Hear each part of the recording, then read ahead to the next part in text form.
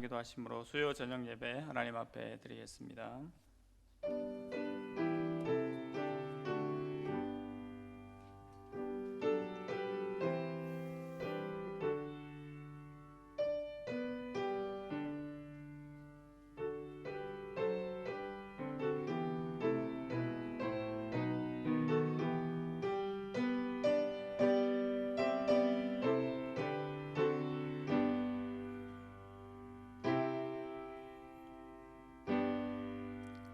하나님 아버지, 은혜를 감사드립니다. 온 세상의 피조물들의 경배와 찬양을 받기에 합당하신 하나님 앞에 오늘도 사랑하는 주의 백성들이 나와 예배하게 하여 주시니 감사합니다.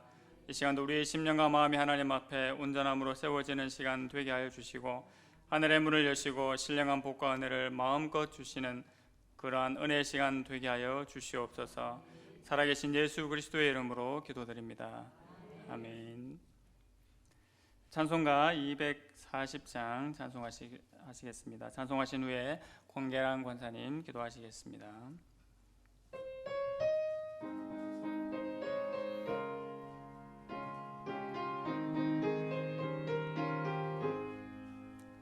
주가 맡긴 모든 역사 힘을 다해 마치고 밝고 밝은 그 아침을 맞을 때 요단강을 건너가서 주의 손을 붙잡고 기쁨으로 주의 얼굴 배우리.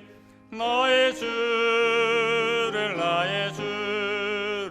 내가 그의 곁에 서서 배우며 나의 주를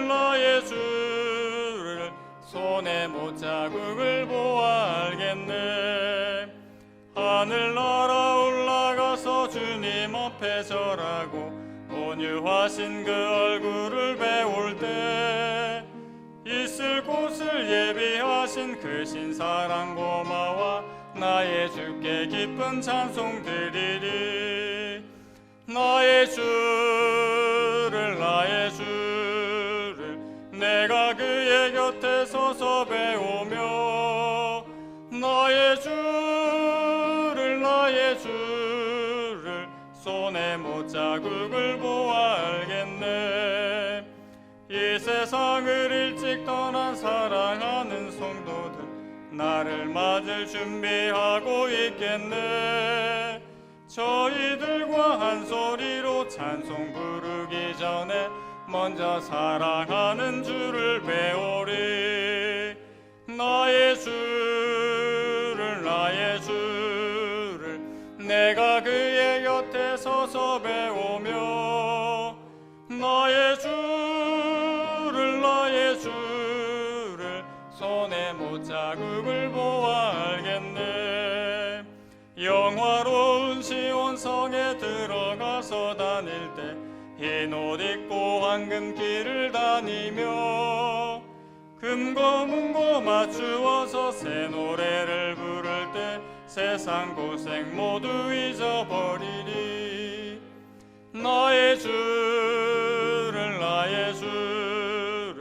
내가 그의 곁에 서서 배우며 나의 주를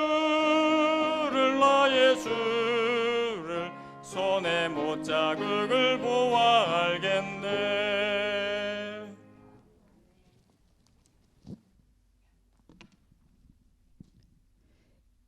영원히 우리의 주가 되시는 고마우신 하나님, 오늘도 우리와 함께 하셔서 아름다운 계절을 허락하시고 무엇보다 귀한 예배의 자리로 인도하여 주심을 참으로 감사드립니다. 하나님은 우리를 사랑하셔서 유월절 어린 양으로 그 크신 십자가 사랑으로 우리의 그 많고 많은 죄를 다 감당하셨는데 우리는 약하고 악하여 다른 사람의 말이나 행동 하나를 용서하지 못하는 참으로 허물 많은 죄인임을 자백합니다.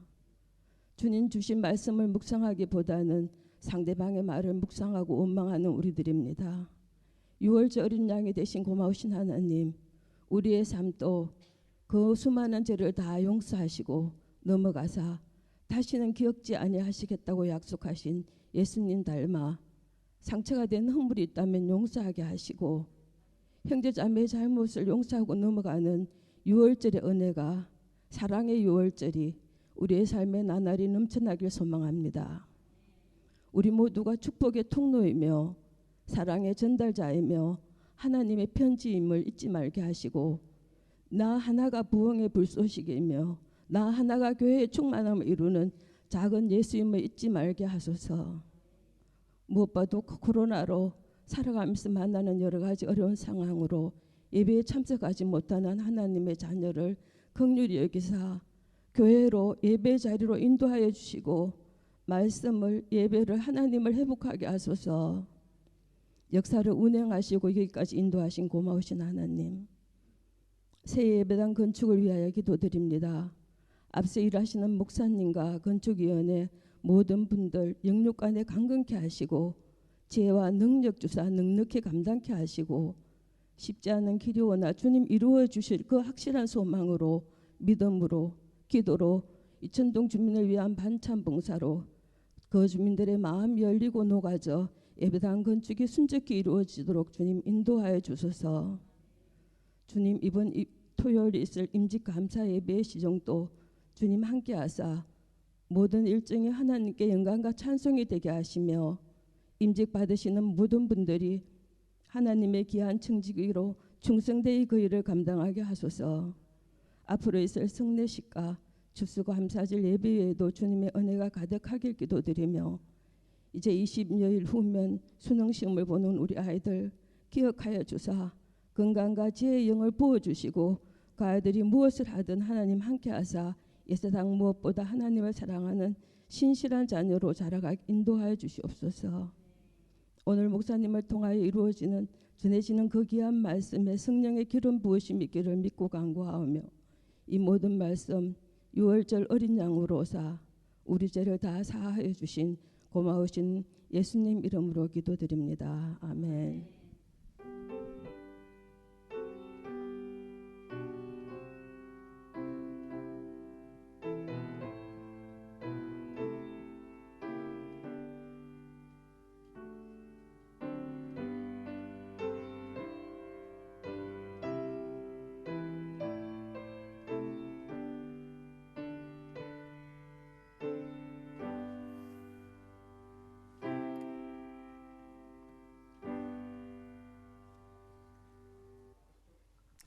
함께 말씀 보시겠습니다. 오늘 함께 보실 말씀은 열왕기하 17장 34절에서 41절까지 말씀입니다. 구약성경 열왕기하 17장 34절에서 41절까지 말씀, 제가 가진 성경으로 구약성경 593면에 있습니다.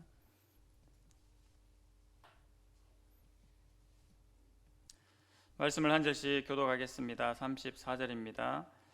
그들이 오늘까지 이전 풍속대로 행하여 여호와를 경외하지 아니하며 또 여호와께서 이스라엘이라 이름을 주신 야곱의 자손에게 명령하신 율례와 법도와 율법과 계명을 준행하지 아니하는도다.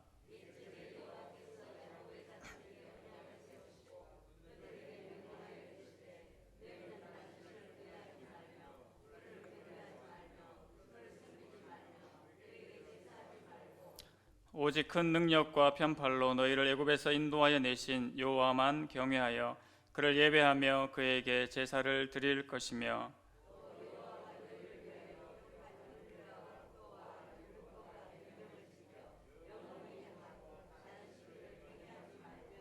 또 내가 너희와 세운 언약을 잊지 말며 다른 신들을 경외하지 말고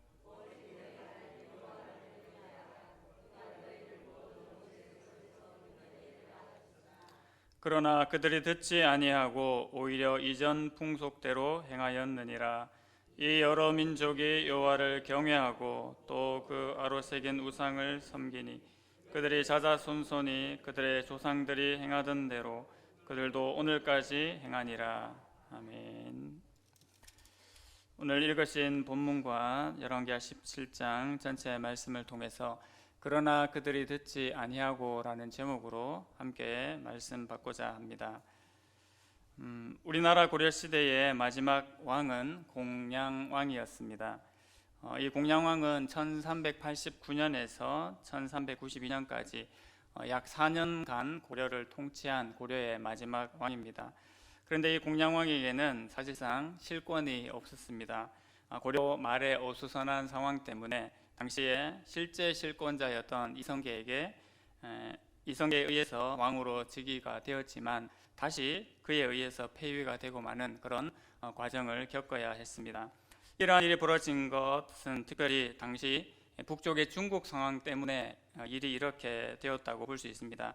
왜냐하면 고려 말엽인 그때 중국도 나라가 바뀌게 되는 그런 과정을 거치게 됩니다. 중국은 당시 원나라에서 명나라로 전환이 되었습니다.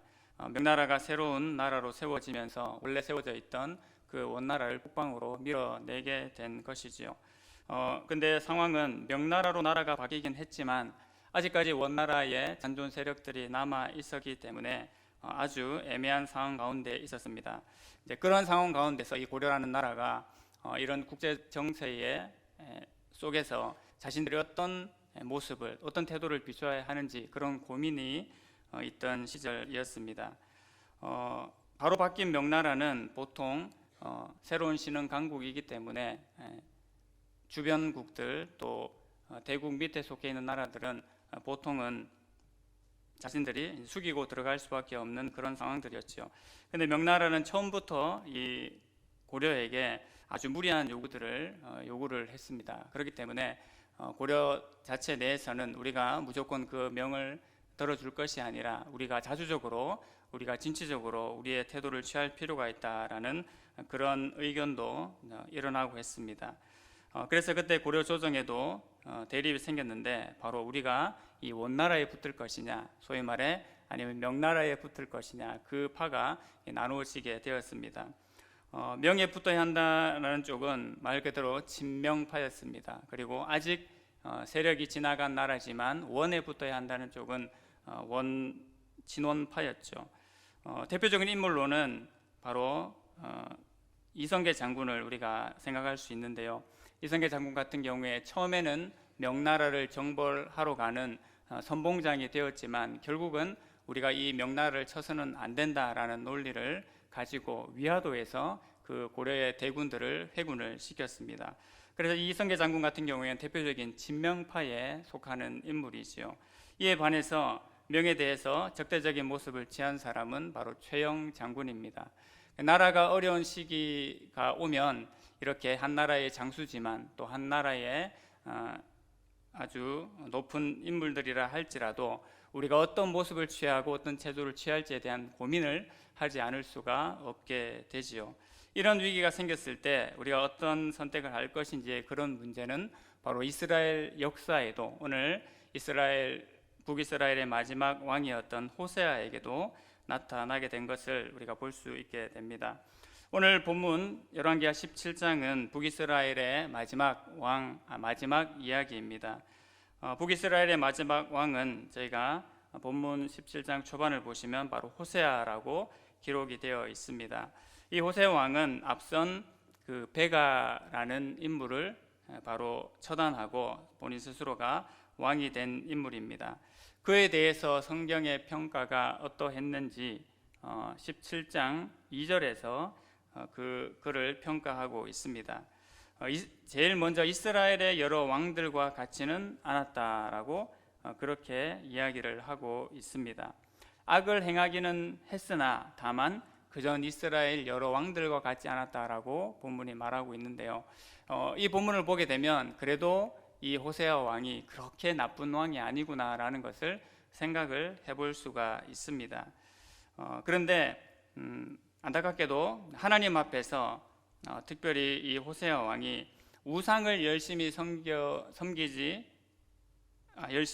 않았다는 것뿐만 아니라 또 더불어서 그렇다고 여호와 하나님도 잘 섬기지 않는 그런 모습을 보이게 됩니다.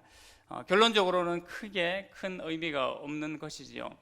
이 호세아 왕을 평가하면서 그래도 앞에 여러 왕들보다는 그렇게 악하지 않았다라는 것은 우리에게 뭔가 여운을 가져다 주는 것 같습니다. 그래도 다시 한번 하나님 앞에 돌이키고 이스라엘을 하나님께로 인도할 수 있지 않을까라는 그런 여운을 남기게 되죠. 이 마음은 하나님에게는 간절하셨던 것은 매번 왕마다 나타나는 현실입니다.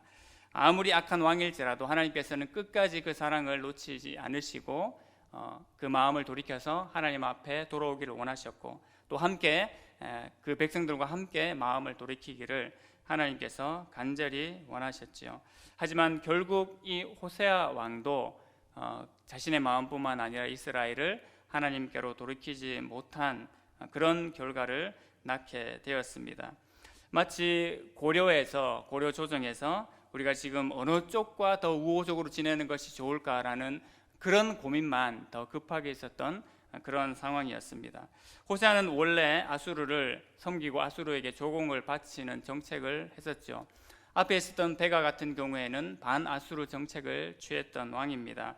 하지만 자신은 그게 아니라고 이제 생각을 했는지 처음에 이 아수르를 섬기고 조공을 바치는 정책을 했었죠. 그러다가 갑자기 아니다, 애굽 편에 붙는 것이 낫겠다라는 생각을 했던 것 같습니다. 그런데 호세아의 이런 생각은 그야말로 오판이었습니다. 애굽이 실제적으로 도움을 준다고 생각해서 신흥 강국이었던 아수르를 버리고 애굽과 함께 손을 잡겠다라고 그렇게 생각을 했습니다만, 결론적으로 이것이 이스라엘을 도와주지 못하는 형국을 낳고 말았습니다. 그 결과가 어떻게 되었는지 17장 4절 5절이 말해주고 있습니다. 그가 애굽의 왕 수에게 사자들을 보내고 해마다 하던 대로 아수르 왕에게 조공을 드리지 아니하매 아수르 왕이 호세아가 배반함을 보고 그를 옥에 감금하여 두고 아수르 왕이 올라와 그 온 땅에 두루 다니고 사마리아로 올라와 그곳을 3년간 에워쌌더라. 역사적으로 아람을 멸망시킨 왕은 아수르의 디글랏 빌레셋 3세 왕이었습니다. 북이스라엘 바로 위쪽에 있었던 이 아람을 바로 신흥 강국이었던 아수르가 물리치게 되죠. 그래서 이 디글랏 빌레셋 다음으로 왕이 된 아수르의 왕이 바로 살만에셀 왕입니다. 오늘 본문 17장 3절에 나와 있는 그 왕이지요. 이 살만에셀이 오늘 본문에 북이스라엘을 어렵게 만든 그런 왕입니다. 호세아는 앞서 말씀드린 것처럼 처음에 아수르에게 조공을 바쳤습니다만 후에는 조공을 중단하게 되죠. 나중에 애굽과 손을 잡게 되었습니다. 그런데 이 살만에셀 왕이 그 배신에 대한 책임을 물으면서 바로 북이스라엘을 공격하게 된 것입니다. 그러니까 상황이 이렇게 되자 이 호세아가 어떻게 했냐면 뒤늦게 후회를 하고 밀린 조공까지 준비를 해서 이 아수르에게 화친을 요청을 합니다. 그런데 이 아수르의 살만에셀 왕을 그렇게 맞았지만 결국 호세아 자신은 포로로 잡히고 말게 되죠. 그리고 이들은 사마리아를 에워싸고 공격을 하게 됩니다. 왕이 잡힌 상태에서 그 성을 공격하게 되는 아주 어려운 상황이 벌어지게 된 것입니다. 하지만 사마리아는 3년이나 끈질게 그 공격을 버텨내는 그런 시간을 보내게 됩니다.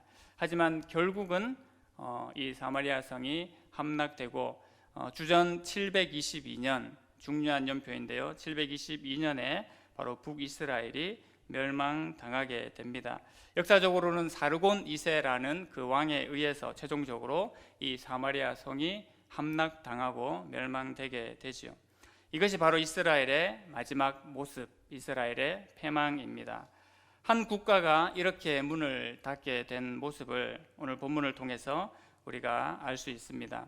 이스라엘의 이러한 모습은 하나님의 백성이었던 그들을 생각할 때 우리로 하여금 참 안타까운 마음이 들게 하지요. 호세 왕에 대하여서 우리 신자들이 생각하게 되는 것이 무엇입니까? 호세아는 사실 그 포로가 된다고 할지언정 아수르가 되든 애굽이 되든 어떤 나라도 의지하지 말아야 하는 것이 당연한 이치였습니다. 하지만 늘 현실적인 것이 문제지요.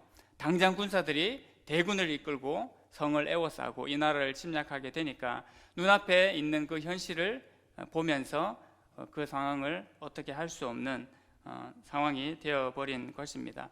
앞선 많은 왕들도 이런 경험들이 있었습니다. 이사야 선지자도 이런 메시지를 주었고, 또 북이스라엘의 많은 선지자들도 끝까지 하나님을 경외하면 어떤 어려움이 닥칠지라도 어려움이 없을 것이다 라는 말씀을 여전히 주었습니다. 하지만 이 호세아마저도 결국 그 말씀을 붙잡지 못하는 그런 모습을 보이게 되죠. 이로 인해서 이스라엘 백성들까지 어떤 모습을 보이게 됩니까? 6절 말씀을 보시게 되면 아수르가 사마리아를 점령하고 이스라엘 사람들을 모조리 다 잡아가게 됩니다. 그래서 아수르로 끌려가서 그 땅에 살게 되는 그런 비참한 신세가 되었습니다. 특히 그 지역이 어디에 있는지 6절에서 알려주고 있는데요. 할라, 하볼, 메대 사람의 여러 고을에 가서 이 사람들이 살게 되었다고 말하고 있습니다. 그야말로 포로의 신세가 되어서 이방 땅에 가서 그렇게 살게 된 겁니다. 호세아 왕 자신도 비운에 처했을 뿐만 아니라 백성들까지 도탄에 빠지게 되고 그 어려운 현실을 처하게 되는 모습을 오늘 본문이 말해주고 있습니다. 이것은 복과 저주에 대한 하나님의 언약이 그대로 현실로 드러난 상황입니다. 이미 이 말씀들은 이스라엘 백성들이 가나안 땅에 들어가기 이전에 바로 하나님께서 모세를 통해서 누차 경고하시고 말씀하셨던 내용이지요. 레위기 26장 34절 말씀을 한번 보시겠습니까? 같이 한번 읽어보겠습니다. 시작. 내가 너를 여러 민족 중에 흩을 것이요 내가 칼을 빼어 너희를 따르게 하리니 너희의 땅이 황무하며 너희의 성읍이 황폐하리라. 하나님께서 늘 언약을 주시면서 복과 저주를 말씀하셨습니다. 신명기에서도 마찬가지지요. 하나님 말씀에 잘 순종하였을 때 하나님께서 놀라운 복과 은혜를 주시겠다라고 말씀하신 반면에 이 하나님의 말씀을 버리고 순종하지 않았을 경우에는 너에게 저주가 미칠 것이라는 것에 대해서 누차 경고를 했습니다. 특별히 복과 저주에 대하여서 얘기를 하면서 우리가 보게 되는 특징은 저주에 대한 내용이 복에 대한 내용보다 훨씬 많았습니다. 예를 들어 복에 대한 내용이 이 두 면에 걸쳐서 기록이 되었으면 저주에 대한 내용은 무려 4면 5면에 대해 배로 그렇게 기록을 하고 있는 것을 볼 수 있습니다. 그래서 무엇을 말하고 있습니까? 하나님 앞에 받는 복과 은혜도 좋지만 만약에 말씀에 불순종했을 경우에는 그거는 고사하고 더 큰 저주가, 더 큰 심판이 너에게 임할 것이다 라는 그 메시지를 주고 있었죠. 오늘 저희가 방금 읽은 레위기 26장 34절 말씀도 마찬가지입니다. 너희가 하나님의 말씀을 저버리고 여호와를 버리고 말씀에 불순종하게 되면 결국 내가 너희를 여러 민족 중에 흩을 것이다. 그리고 그들이 칼을 빼어서 너희를 다 사로잡아 가게 될 것이다라고 말씀하셨습니다. 그로 인하여서 너희가 원래 살고 있던 그 약속의 땅이 황폐하게 될 것이다 라고 하나님께서 말씀을 하셨죠. 그 말씀이 오늘 현실 그대로 이루어지게 된 것입니다. 오늘 본문 1절부터 6절까지는 바로 이스라엘의 멸망의 모습이 어떠했는지를 알려주고 있습니다. 그런데 이 1절부터 6절까지는 말 그대로 눈에 보이는 현상, 이스라엘이 왜 패망했는지 표면적으로 겉으로 보이는 현상을 말해주고 있습니다. 그러면 겉으로 보이는 현상이 있으면 또 다른 현상이 있는 것일까요? 그렇죠. 겉으로는 이렇게 보였지만 사실 실제적으로 더 근본적이고 중요한 문제가 있었는데 그것을 지키지 못했기 때문에 이스라엘이 이렇게 멸망했다라는 것을 오늘 본문이 연속해서 알려주고 있습니다. 그 내용이 7절부터 23절까지 길게 설명이 되어 있는 것을 볼 수가 있는데요. 내용이 많기 때문에 표를 한번 같이 보시겠습니까? 반복되는 내용이 있습니다만 앞서 말씀드린 것처럼 이 북이스라엘이 하나님의 백성인 우리가 왜 멸망했는지 그 더 근본적인 이유에 대해서 바로 이 다음 설명이 얘기를 해주고 있습니다. 7절 8절에 제일 먼저 선포를 하죠. 북이스라엘의 근본적인 죄가 무엇이냐라는 것을 바로 알려주고 있습니다. 저희가 누차 계속해서 확인하시던 바였죠. 여호와 하나님을 버리고 다른 신을 섬긴 것, 곧 우상을 섬긴 것이 가장 근본적인 문제였습니다. 표면적으로는 강대국이 일어나서 북이스라엘을 압제하고 결국 북이스라엘을 무너뜨린 것 같지만 결국은 이게 근본적인 이 문제, 여호와 하나님을 경외하지 못했기 때문에 이러한 일이 일어났다라는 겁니다. 그리고 두 번째 이유는 당연한 거죠.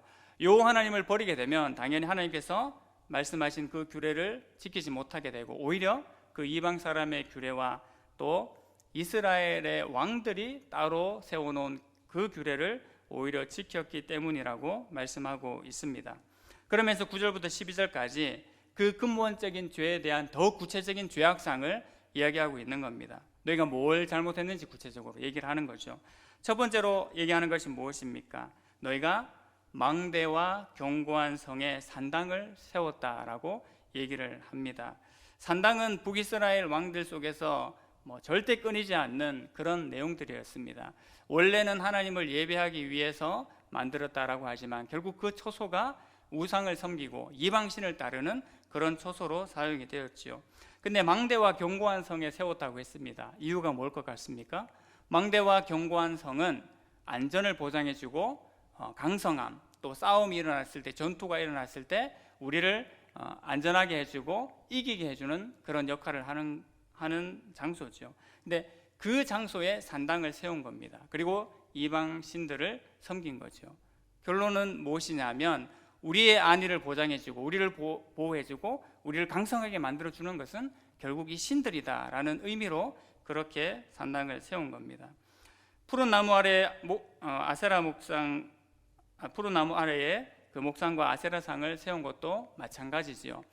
하나님께서 이스라엘에게 은혜를 주셔서 은혜와 평강을 주셨다라는 표현을 할 때 바로 무화과 나무 아래와 포도나무 아래에서 이스라엘이 평강을 누렸다라고 얘기를 했습니다. 바로 그런 푸른 나무 아래 좋은 곳에서 하나님의 풍성함을 누리는 곳이었는데 역시 그곳에서 오히려 이방 신들을 펼쳐놓고 세우고 그들에게 비는 그런 모습을 보이게 된 것입니다. 이 이스라엘의 근본적인 죄에 대한 구체적인 죄악상을 이렇게 이 열왕기 기자가 고발하고 있는 것이지요. 근데 이 두 단락에 대한 이 문제들이 완전 새로운 것이냐, 원래는 그렇지 않았는데 너희가 이런 일을 자행했느냐라고 묻고 있습니다. 아닙니다.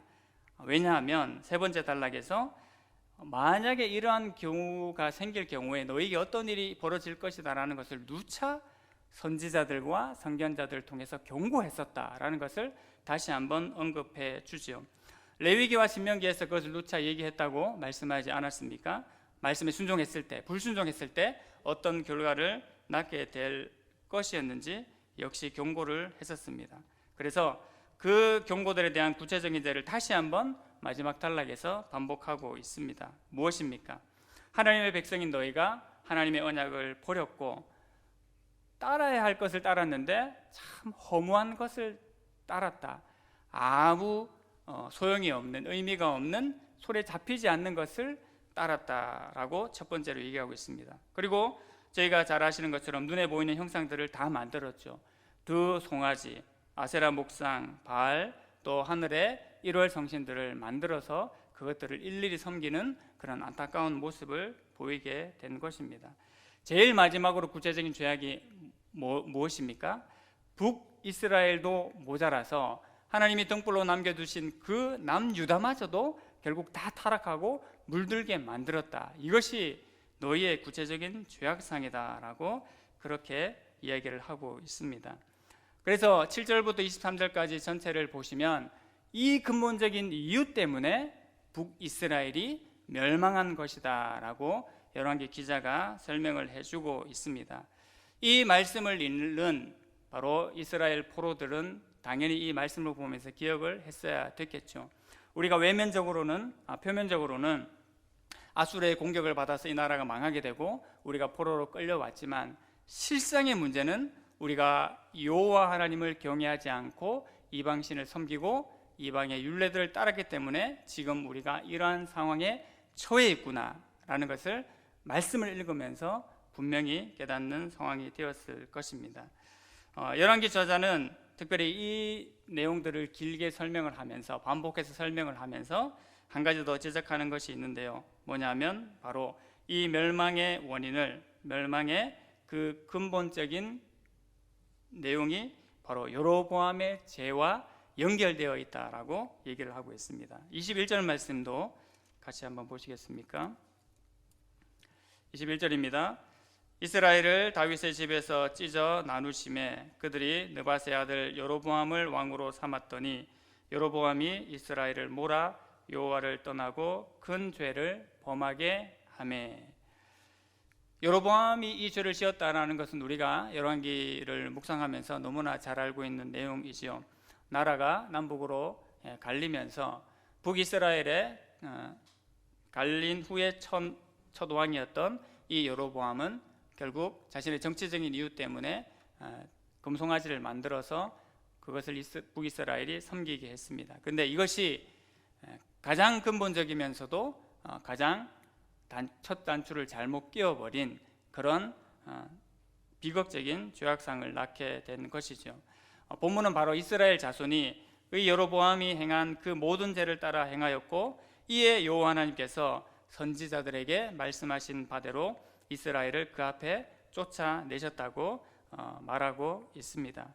이 여로보암의 죄가 남북이 갈라진 뒤로 약 200년 동안 지속하면서 끈질기게 이 북이스라엘을 괴롭히고 모든 왕들과 이스라엘을 괴롭힌 것을 우리가 너무나 잘 알고 있죠.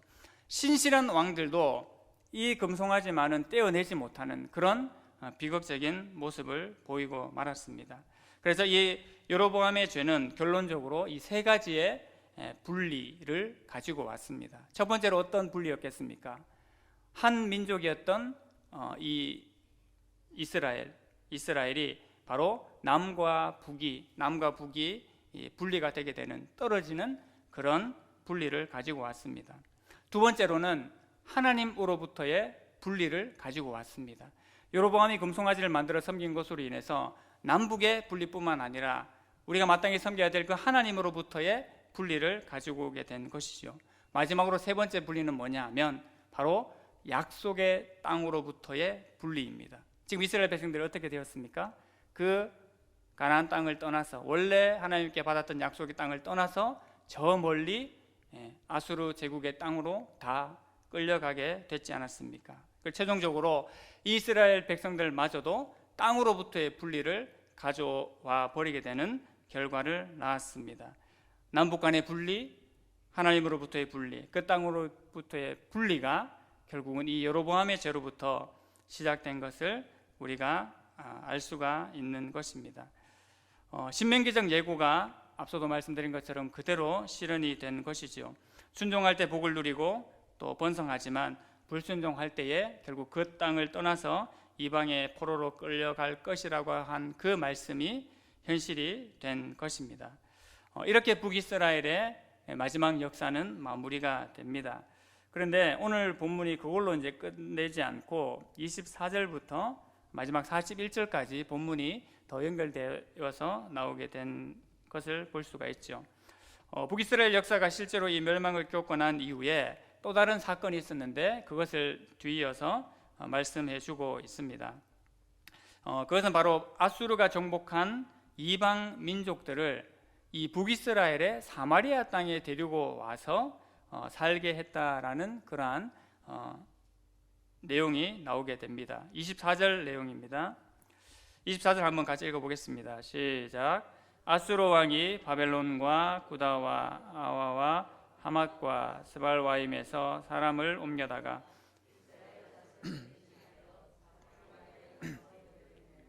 그들이 사마리아를 차지하고 그 여러 성읍에 거주하니라. 아멘. 다른 이방 민족들이 바로 이 사마리아 땅에 들어와서 살게 된 것이죠.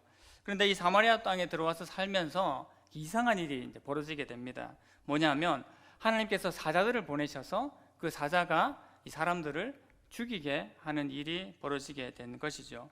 여기서 사자는 이 대신 보내는 사자, 사신, 그런 의미의 사자가 아닙니다. 라이온, 어흥하는 그 사자입니다. 그 사자가 갑자기 출현을 해서 이 사마리아 땅에 살고 있는 이방 민족들을 공격하는, 죽이게 되는 그런 일을 당하게 된 것이죠. 그래서 이 일을 당한 이방 사람들이 아수르 왕에게 요청을 하게 됩니다. 왕이시여, 저희가 지금 이 사마리아 땅에 와서 살고 있는데 난데없이 사자의 공격을 받아서 우리 백성들이 죽게 되었습니다. 우리는 이 땅의 신의 법을, 이 땅에 있는 신을 알지 못하고 또 그 신들을 섬기는 방법을 알지를 못합니다. 그러니까 우리로 하여금 그 방법을 좀 알려주십시오라는 그런 요구를 이제 하게 되죠. 당시 사람들의 생각은 그 지역마다 이제 신이 있다라고 생각을 한 겁니다. 뭐 대구에 가면 대구를 지키는 지방신이 있고, 대전을 가면 대전을 지키는 지방신이 있다고 그렇게 이제 생각을 하게 된 것이죠. 온 천지 만물을 다스리시는 하나님을 생각했을 때 이들의 생각은 전혀 이제 맞지 않는 거였습니다. 하지만 그들이 그렇게 이제 생각을 했던 것이 자신들이 사마리아 땅에 이주해서 살면서 이런 사자의 공격을 받고 어려움에 처하니까 지금 우리가 사마리아 땅에 있는 신을 바로 섬기지 못해서 이런 일을 당한 것이구나라고 생각을 하게 되고 아수르 왕에게 그러한 요청을 이제 하게 되죠. 그랬더니 또 아수르 왕이 흔쾌히 또 그것을 허락을 해 줍니다. 그래서 그 포로로 끌려갔던 사람들 중에서 제사장을 보내서 그 하나님을 섬기는 법을 알려주라고 얘기를 하게 되죠. 그런데 이런 일이 일어난 이유가 무엇이겠습니까? 사실 지금 이스라엘 백성들은 포로로 끌려가서 이방 땅에서 살았고, 그 다음에 지금 사마리아에는 이 이방 사람들이 와서 살고 있었습니다. 그런데 이러한 환란을 맞은 것은 결국 하나님께서 북이스라엘을 심판하셔서 그들을 포로로 끌려가게 하신 것처럼 이 이방 민족에 대한 심판도 그 사마리아 땅에서 이루신 것임을 우리가 알게 됩니다. 어쨌든 의도는 참 이상합니다만 이방 민족들은 이들에게 일어난 상황 그대로 우리가 이 땅의 신의 저주를 받아서 이렇게 되었기 때문에 우리가 이 땅의 신을 섬겨야 살겠다는 그런 의도를 가지고 아수르 왕에게 요청을 하게 되었죠. 한편으로 보면 이스라엘 백성들 같은 경우에 하나님께서 살 길을 그렇게 알려주어도 그 살 길을 믿지 않고 따르지 않았던 모습인데, 의도에 어찌 되었든지 간에 이 지금 사마리아 땅에 들어와 살고 있는 이방 민족들을 볼 때에는 하나님의 법을 알아야지만 사는구나, 살아야겠다라는 그런 모습을 보인 면에서는 오히려 이 북이스라엘 민족보다 낫지 않는가, 나무랄 데가 없지 않는가라는 생각까지 하게 됩니다. 그리고 이 상황에 대해서 아수르 왕이 어떻게 판단을 했는지 계속해서 27절에서 알려주고 있습니다. 27절 말씀입니다. 아수르 왕이 명령하여 이르되 너희는 그곳에서 사로잡아 온 제사장 한 사람을 그곳으로 데려가되 그가 그곳에 가서 거주하며 그 땅 신의 법을 무리에게 가르치게 하라 하니, 아수르 왕이 지금 그 사마리아 땅에서 포로로 잡혀온 제사장을 사마리아 땅에 다시 돌려보내 가지고 그 땅의 신 여호와 하나님을 섬기는 법을 그 사람들에게 알려주도록 해라라고 그렇게 얘기를 합니다. 그 내용으로만 봐서는 아수르 왕이 참 잘한 거죠. 근데 사실 정치적인 이유가 있는 겁니다. 이 아수르 왕 입장에서는 그렇게 해야 될 이유가 있죠. 지금 식민지 지역에 보내놓은 그 땅에서 소요가 일어나고 자꾸 뭔가 불만의 요소를 터뜨리니까 그것을 잠재울 요소가 필요한데, 만약 그 이스라엘의 제사장을 보내서 그 일이 해결되어지면 그들이 제사를 잘 드리거나 그들의 섬기는 신을 기분 좋게 해서 그 일이 잘 해결이 되면 자신도 머리 아플 일이 없기 때문에 그렇게 보낸 겁니다. 사실 하나님을 섬기기 때문에 살아계신 하나님을 알게 하고 싶어서 그렇게 보낸 것은 아니었지요. 오히려 한 지역의 신으로 생각했을 뿐만 아니라 어떤 문제의 해결적인 도구로 그렇게 하나님을 생각한 수준이었습니다. 하지만 이 사건으로 인해서 결국은 실제로 끌려갔던 제사장이 실제로 복귀해서 여호와를 경외하는 법을 가르치게 되었다고 오늘 본문이 말씀하고 있습니다. 여기까지 보면 사실 너무 좋습니다. 여러분, 우리가 일부러 복음을 전하고 복음을 알리려고 해도 쉽지 않은데 직접 찾아와서 우리 하나님을 섬기는 법을 알려주십시오, 우리가 하나님을 어떻게 하면 바르게 섬기는지 알려주십시오라는 요구가 있었다라는 것은 얼마나 좋은 것입니까? 비록 어려운 시간들을 보내긴 했지만 하나님의 말씀을 공식적으로 선포하고 가르칠 수 있는 시간이 주어졌다라는 것에 대해서는 아주 의미 있는 상황이 만들어진 것입니다. 근데 결과를 보시면 이게 바른 것이 아니었구나라는 것을 우리가 알 수 있습니다. 30절 말씀을 한번 보시겠습니까? 제사장은 말씀을 가르쳤고 그 다음에 이 말씀을 받은 사마리아 백성들이 어떻게 행했는지를 30절에서 말씀하고 있습니다. 30절 말씀입니다. 바벨론 사람들은 숫꽃 분옷을 만들었고 굿 사람들은 네르가를 만들었고 하맛 사람들은 아시마를 만들었고 라고 30절에 말씀하고 있습니다.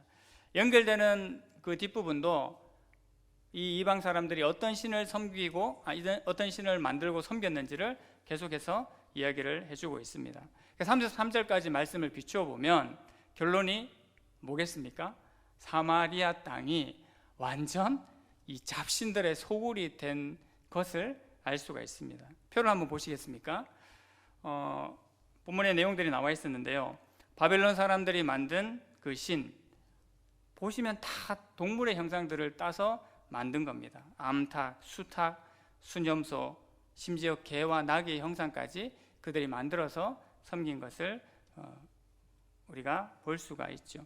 어느 지역 사람이든지 간에 관계없이 결국 하나님께서 만드신 그 피조물을 만들어 놓고 신으로 섬기는 모습을 보인 겁니다. 여러분, 왜 이런 일이 벌어지게 됐습니까? 이렇게 황당한 결과가 어떻게 나올 수가 있었습니까? 분명히 말씀이 선포되고 전할 수 있는 기회가 주어졌는데 하나님의 말씀을 바르게 가르칠 수 있는 지식, 또 바르게 가르칠 수 있는 사람이 없었다라는 것으로 결론을 낼 수밖에 없습니다. 여호와 하나님을 경외할 것을 분명히 가르쳤다고 본문이 얘기를 했습니다. 그런데 이 이상한 잡다한 신들이 판을 치게 된 그런 결정적인 이유가 무엇이겠습니까? 하나님께서 북이스라엘을 향해서도 말씀하셨던 것처럼 오직 여호와 하나님만을 섬기도록 가르치지 않은 것이 문제였고, 나아가서 그 하나님을 경험할 수 있도록 못 만들었기 때문에 이러한 현실이 벌어지게 된 것입니다.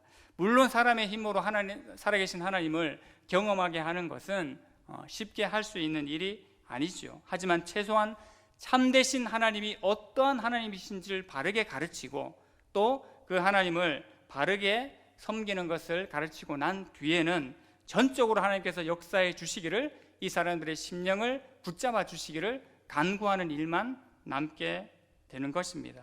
왜냐하면 그것은 하나님의 주권이기 때문입니다. 그런데 결과는 전혀 다른 양상으로 나타났죠.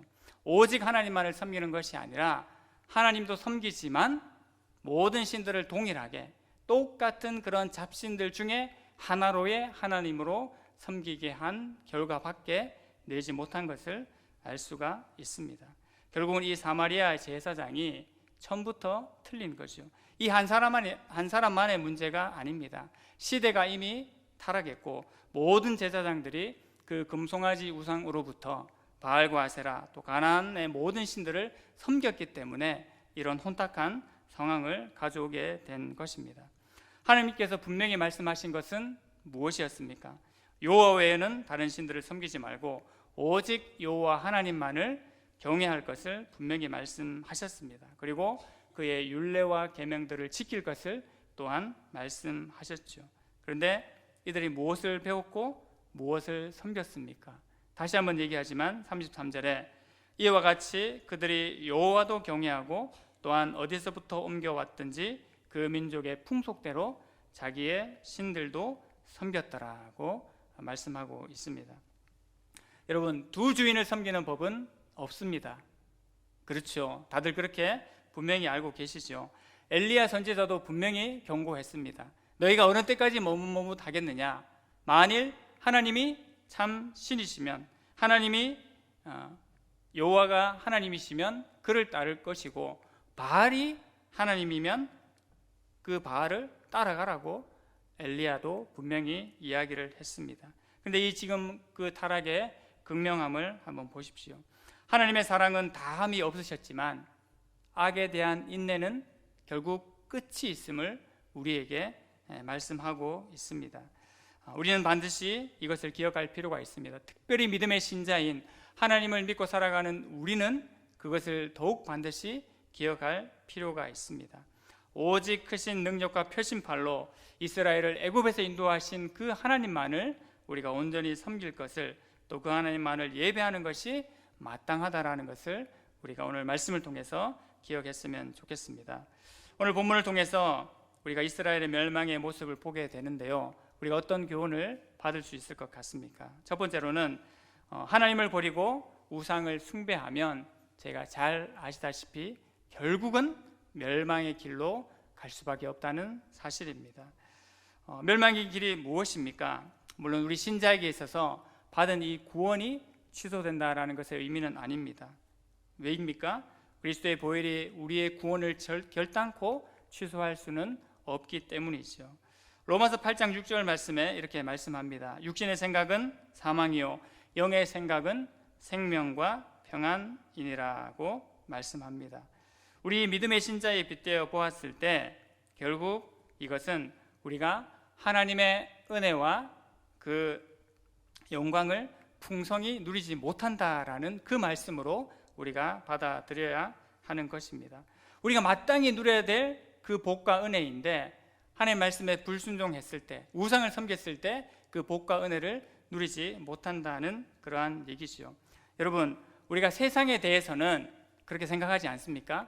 내가 세상적으로 마땅히 누려야 될 것에 대해서, 그것이 경제적인 것이든 정서적인 것이든 아니면 관계적인 것에 대하여서, 세상적인 것에 대하여서 내가 누려야 될 마땅한 것을 누리지 못하면 좀 억울하다는 생각이 드시지 않습니까? 내가 이 땅에 태어나가지고 그래도 한 번 인생을 살아가는데 나는 왜 경제적인 이것에 대해서 누리지 못할까? 또 난 이 정서적인 것에 대해서, 또 난 이 관계적인 것에 대해서 좀 풍성히 누리지 못할까? 그런 마음이 한 번씩 우리의 마음에 들 때가 있지 않습니까? 그러면 그 일이 우리 마음에 생겨나면 우리가 신자이다 할지라도 때로는 굉장히 좀 억울한 마음이 들 때가 있습니다. 근데 여러분, 반대로 한번 생각을 해 보십시오. 만약에 영적인 것을 누려야 되는데 영적인 것을 누리지 못했다라고 생각했을 때, 왜 나는 하나님의 신자이면서 이 영적인 복과 은혜, 하나님께서 허락하시는 의와 평강과 희락을 왜 누리지 못할까라는 그런 억울함이 우리 마음 가운데 좀 있습니까? 여러분, 세상적인 것에 대하여서 내 것을 누리지 못한다고 억울한 마음이 있으면 영적인 것에 대해서도 관심이 있고, 만약 그것을 누리지 못한다면 억울함이 있어야 되는 것이 신자의 마땅한 바입니다. 우리가 말씀을 받고 늘 예수 믿는 삶을 살아가지만 교회에서 신자는 생명과 평안의 삶을 누립니다, 날마다 풍성한 것을 누립니다 라고 선포할 때에 아멘 아멘 하시지 않습니까? 그런데 정말 그것에 없는 것에 대해서, 그리고 그 생명과 평안이 있는 것에 대해서 정말 기뻐하면서 감사하며 살아가고 있는지 우리가 기억해야 될 사실입니다. 이스라엘 백성들이 무엇보다도 슬퍼했어야 될 일들은 바로 이 일입니다. 하나님께서 우리를 통하여서 맺어주신 언약, 그 언약을 통하여서 이 놀라운 풍성한 은혜를 우리로 하여금 누리게 하셨는데, 내가 그것을 누리지 못한 것에 대하여서 억울한 마음을 가지고 하나님 앞에 달려가는 마음이 있었어야 하는데 북이스라엘이 그러지 못했다라는 것을 우리가 말씀을 통해서 살펴보게 됩니다. 로마서 14장 7절 말씀에도 동일한 말씀이 있습니다. 하나님의 나라는 먹고 마시는 것이 아니요 오직 성령 안에 있는 의와 평강과 희락이니라고 말씀하고 있습니다. 여러분, 또 한 가지 주는 교훈이 무엇이겠습니까? 오늘 본문을 보시면 사실 해피엔딩이 아닙니다.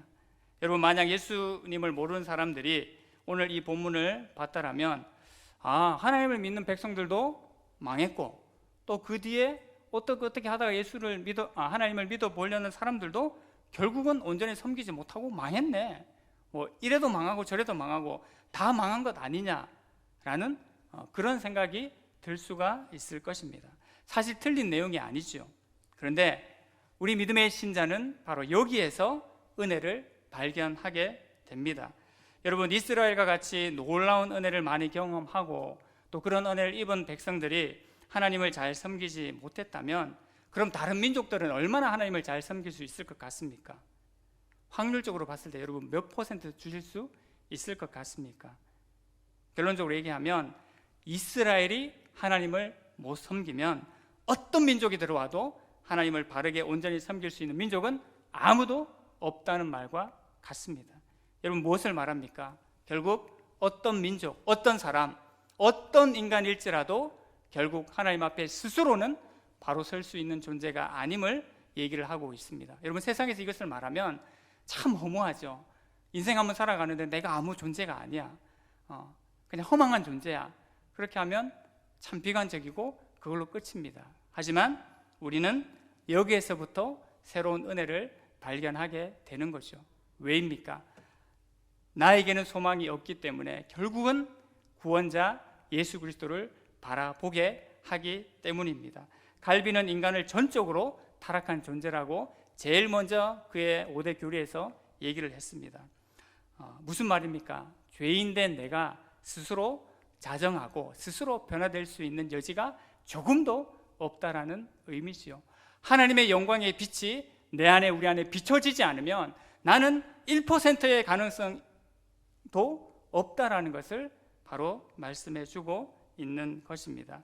그러하기 때문에 오늘 이 안 된다는 것, 결국 멸망하고 말았다는 이 허무감은 우리로 하여금 오직 예수 그리스도만을 바라보게 하는 중요한 단서가 됩니다. 해피엔딩이 아니지만 새로운 길로 열어갈 수 있는 소망과 희망을 우리에게 바로 주시고 있는 것입니다. 바로 우리를 복음이신 예수 그리스도에게로 인도하시기 때문이지요. 이것밖에는 소망이 없습니다. 믿으시죠? 철저히 나는 아니고 철저히 주님만이 나를 다스리셔야지만 내가 참다운 나의 존재가 될 수 있습니다 라는 그 고백 가운데 서기를 소망합니다. 그러므로 이 슬픈 이야기로 끝나는 이스라엘의 패망이 아니라 우리에게 다시금 소망과 은혜를 주시는 그 은혜의 이야기로, 예수 그리스도를 바라보는 그 소망의 얘기로 받아들이며 그 은혜를 온전히 누리며 살아가는 모든 주의 백성들이 되기를 간절히 소망합니다. 하나님 아버지, 은혜를 감사합니다. 이스라엘의 이 뼈아픈 역사를 살펴보면서 결국은 우리가 살아계신 하나님, 또 하나님께서 보내주신 그 예수 그리스도만을 바라보며 살아가야 되는 존재임을 다시 한번 알게 하시니 감사합니다. 하나님, 예수만이 우리의 오직 기쁨이요 참된 소망이요 믿음의 대상인 것을 분명히 기억하여 하나님 앞에 날마다 그 은혜를 온전히 누리는 주의 백성들 되게 하여 주옵소서. 예수님의 이름으로 기도드립니다. 아멘. 귀한 말씀 감사드립니다. 이번 주 토요일 2시에 임직 감사 예배가 있습니다. 위에서 많이 기도해 주시기 바랍니다. 찬송가 290장 찬양하고 합심해서 기도하고 축도 예배를 마치겠습니다.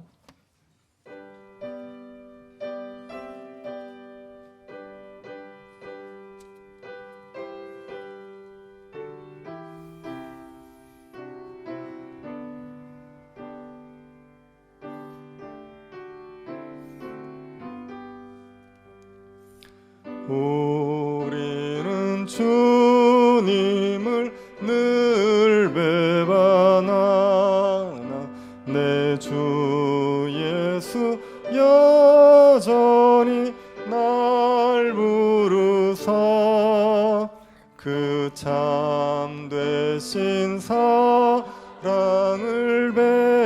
베푸시나니 내 영제여 주님을 곧 따르라. 주 널 위해 비네 주 널 위해 비네 주 널 위해 비네 항상 비시네. 주께서 풍성한 은혜를 내려 내 영혼이 나날이 복 받으니 주 예수를 너희도 구주로 섬겨 곧 따르면 풍성한 복 받겠네. 주 날 위해 비네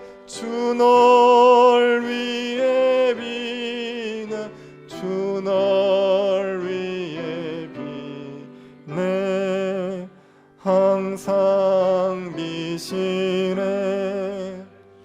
무거운 짐 지고 애타는 인생 주 예수께 돌아와고 쉬어라 내 주 예수 너희를 돌보실 때에 참 복락과 위가 넘치겠네 주 널 위해 비네 주 널 위해 비네 주 널 위해 비네 항상 비시네. 말씀을 기억하면서 기도합시다. 하나님 앞에 아무리 발버둥 쳐봐도 의로울 수 없는 우리들이고 하나님의 언약을 다 지켜낼 수 없는 우리들이지만 그리스도 예수께서 우리의 의가 되시고 우리의 구원이 되심을 우리가 믿음으로 받아들이고 날마다 예수 그리스도를 의지하는 백성들 되게 해달라고 기도합시다. 그리스도를 따르는 일 외에 그 어떤 것에도 우리의 마음 두지 말게 하여 주시고 그리스도만을 따름으로 하나님 나라의 복을 마음껏 누릴 수 있는 백성들 될 수 있게 해달라고 기도합시다. 임직 감사 예배를 위해서 기도해 주십시오. 우리 모든 임직자들에게 하나님께서 주시는 구원의 기쁨들 잃어버리지 않게 하시고 직분에 대한 감사함을 가지고 교회를 충성스럽게 섬겨할 수 있을 마음을 허락해 주시기를 기도해 주십시오. 우리 모든 성도들에게는 하나님께서 교회를 위해서 귀한 직분자 세워주신 줄 알고 함께 기뻐할 수 있을 은혜를 허락해 달라고 기도해 주시기 바랍니다. 새 교회당 건축을 위해서 지역 주민들과 대화를 진행 중에 있습니다. 하나님께서 이 과정들을 선하게 이끌어 주시고 우리가 지역 주민들과 화평한 관계를 맺을 수 있도록 은혜 베풀어 달라고 기도해 주십시오. 수험생들을 위해서 기도해 주시고 취업을 준비하는 청년들을 위해서 기도해 주십시오. 병중에 있는 성도들 위해서 기도해 주실 때 우리 성성령 집사님 위해서 기도해 주십시오. 많이 회복되셔서 이제 내일이면 퇴원을 하십니다. 성도들이 기도해 주셔서 너무 고맙다고 얘기하시는데 끝까지 잘 회복되어 주셔서 하나님을 마음껏 찬양할 수 있도록 주님께서 그 혀를 잘 회복시켜 주시고 일상의 생활하는 데 어려움이 없도록 건강 주시기를 기도해 주시고 우리 윤중동 성도님 대장암으로 투병 중인데 하나님께서 회복시켜 주시기를 같이 한번 기도하도록 하겠습니다. 자비하신 하나님 우리에게 은혜를 주시니 감사드립니다. 주님 앞에 의롭게 살고 하나님의 뜻을 이루고 살아가고 싶지만 자주 넘어지고 실패할 수밖에 없는 저희들이지 주님의 십자가를 의지할 수 있게 하여 주시니 감사드립니다. 하나님 우리가 우리 자신을 의지하지 말게 하십시오. 하나님 앞에 선할 것 없는 우리의 행실을 의지하지 말게 하여 주시고 예수 그리스도의 십자가만을 의지할 수 있게 하여 주시고 십자가의 은혜로 하나님의 뜻에 즐거이 순종하는 백성들이 되게 하여 주시옵소서. 주님을 따르는 일 위해 그 어떤 것에도 우리의 마음 두지 말게 하여 주옵소서. 우리 안에 있는 모든 우상들을 내어버리게 하여 주시고 그리스도만 따르는 백성들 되게 하여 주셔서 하나님이 주시는 하나님 나라의 복을 마음껏 누리며 살아갈 수 있도록 우리에게 은혜 베풀어 주옵소서. 임직감사 예배를 허락하여 주시니 감사드립니다. 주의 은혜로 말미암아 우리 모든 임직자들에게 큰 은혜의 시간이 되게 하여 주옵소서. 하나님의 말씀이 우리에게 풍성할 수 있게 하여 주시고 주님이 주시는 은혜가 우리의 모든 임직자들의 마음에 차고 넘치게 하여 주셔서 즐거움으로 교회에 충성하는 일꾼들 되게 하여 주옵소서. 하나님 아버지께서 교회를 위하여 귀한 임직자들 세워주시니 감사드립니다. 하나님께서 교회를 충만하게 하게 하기 위하여 귀한 임직자들 세워주신 줄 알고 성도들이 기뻐하게 하여 주시고 임직자의 다스림에 순종할 수 있도록 은혜를 내리워 주시옵소서. 하나님 우리 임직자들을 통하여서 교회가 더 충만하게 자라가게 하여 주옵소서. 복음이 영화롭게 되게 하여 주시고 성도들의 위로함을 얻게 하여 주시고 교회가 하나님의 나라를 마음껏 맛보는 교회로 자라갈 수 있도록 은혜 베풀어 주시옵소서. 하나님 아버지 새 교회당 건축을 주님께서 지금까지 인도하여 주신 것 감사드립니다. 지역 주민들과의 갈등의 문제도 주님께서 해결하여 주시옵소서. 주의 은혜 가운데서 우리 교회가 그 지역에 복이 되는 교회 될 수 있게 하여 주시고, 하나님 우리 지역 주민들과 합평한 가운데 이 공사가 진행될 수 있도록 주의 은혜를 베풀어 주시옵소서.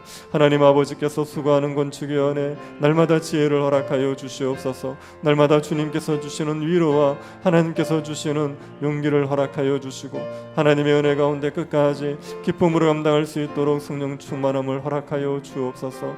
하나님 아버지의 은혜로 아버지 하나님께서 주시는 그 지혜가 우리 수험생들에게 넘쳐날 수 있게 하여 주시고, 하나님을 신뢰함으로 끝까지 뿌릴 수 있게 하여 주시고, 하나님 취업을 준비하는 청년들에게도 주님께서 지혜를 주시고 길을 열어 주시옵소서. 하나님 아버지, 어렵고 힘든 때를 살아가고 있는 우리 다음 세대들이 믿음으로 살아갈 수 있게 하여 주시고, 하나님을 경외함으로 살아갈 수 있도록 은혜 더하여 주시옵소서. 하나님께서 병중에 있는 성도들을 위로하여 주십시오. 질병의 고통 가운데서 하나님의 손을 바라고 있사오니 주께서 치유의 광선을 바라여 주시고 회복의 역사를 허락하여 주시기를 원하옵나이다.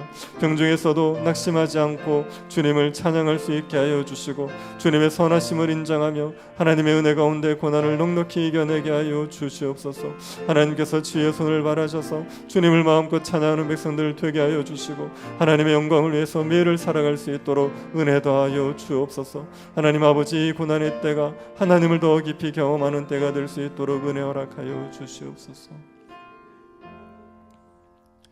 지금은 우리 주 예수 그리스도의 은혜와 하나님의 사랑과 성령의 교통 위로하심이 사랑하는 주의 백성들의 머리 위에 지금으로부터 영원토록 함께 있을지어다. 아멘.